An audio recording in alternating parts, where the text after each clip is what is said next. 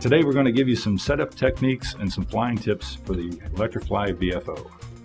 This particular model is not really a conventional airplane as you would normally see it.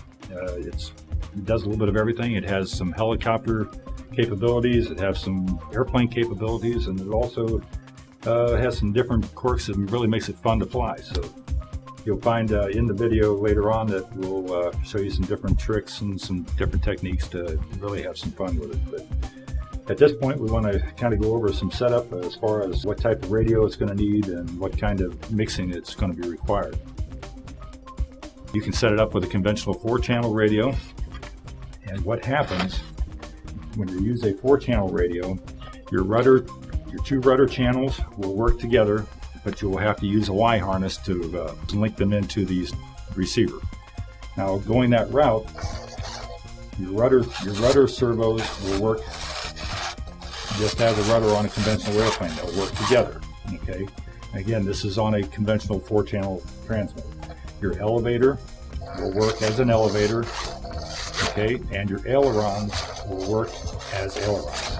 Now, what will have to happen is in your radio, you'll have to activate your elevon function to be able to get your ailerons and your elevators working together. Now, once you get into an upper end radio, and I've got this set up on a mix that you can do it either way, everything else works the same. Your rudder works the same, your elevators work the same, your aileron works the same. The only difference is I've included a mix that will automatically mix your 2 rudder channels into your ailerons, so that when your ailerons work, all your rudder channels will work independently. This is what I was explaining about having some very unique flight characteristics that you can really have some fun with. Okay, here we go. We've done the instructional videos for the setup and the mixing and everything on it, so now we're going to show you how to get it off the ground and have some fun. Obviously check your throws, make sure everything's going the direction that it needs to go before you make any attempt, because obviously it's bad if you don't. So you add a little bit of power, get the motor spinning. Now what I'm going to do is I'm going to get just enough to where the airplane gets a little light. Now you can see it starting to rotate and move around on the floor. Now when it gets to that point, you still have some function. You can stop it, move it around, you can do whatever you want. Okay?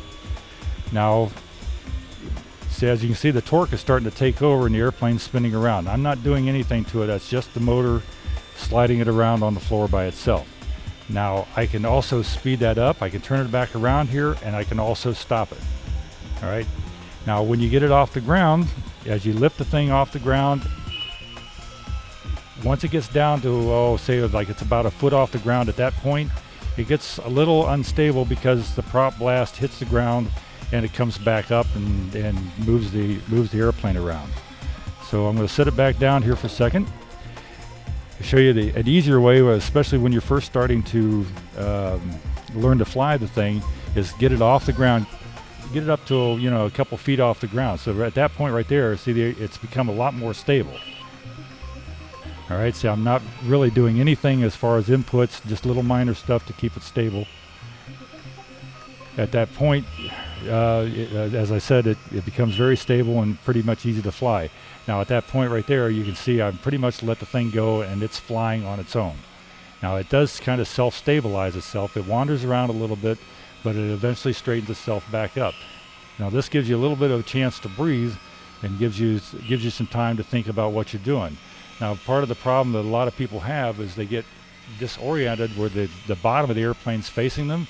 So at that point what you do is you just spin it around with the ailerons. Okay, I'm going to give it into the mixing function so I can have a little more authority here to show you.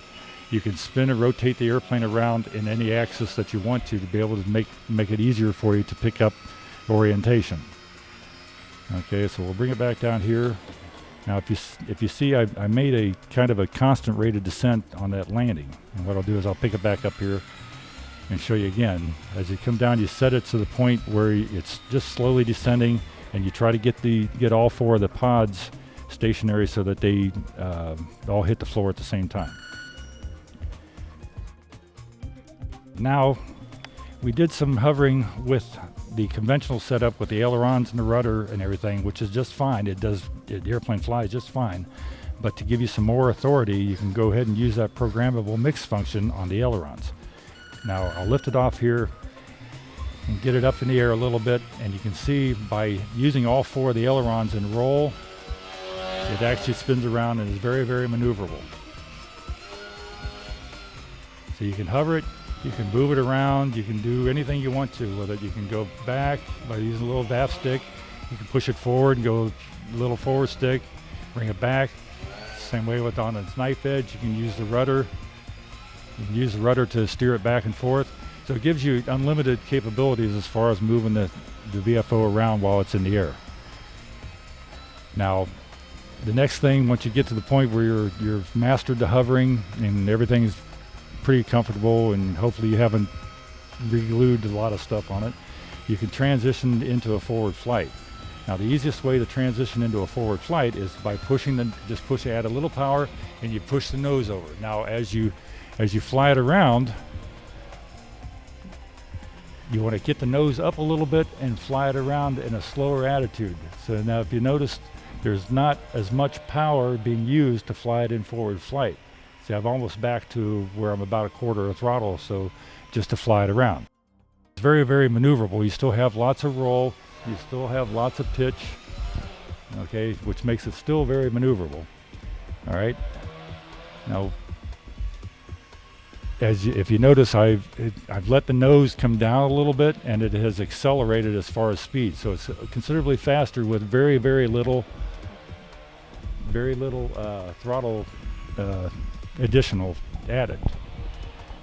All right, so as you can see right there, it's very, very maneuverable. You can fly it inverted, you can roll it, you can do loops, you can do multiple rolls. It'll stand up, you can spin it around. After you've flown your full flight, the next thing is to get it to come back in for a landing. The easiest thing that we found to do is to slow the airplane down, pull the nose up, and add just enough power to hold it stationary, okay? You want to get the top of the airplane to you so your orientation is a little bit better. See, I'm just moving it left and right here so that way you can see what's going on, all right? So you want to keep the top of the airplane to you, just slowly bleed the throttle off of it and keep the tail and everything squared and get it down to where it's really close and just come off the throttle and it'll land. It's that simple. I'll just do one more quick one.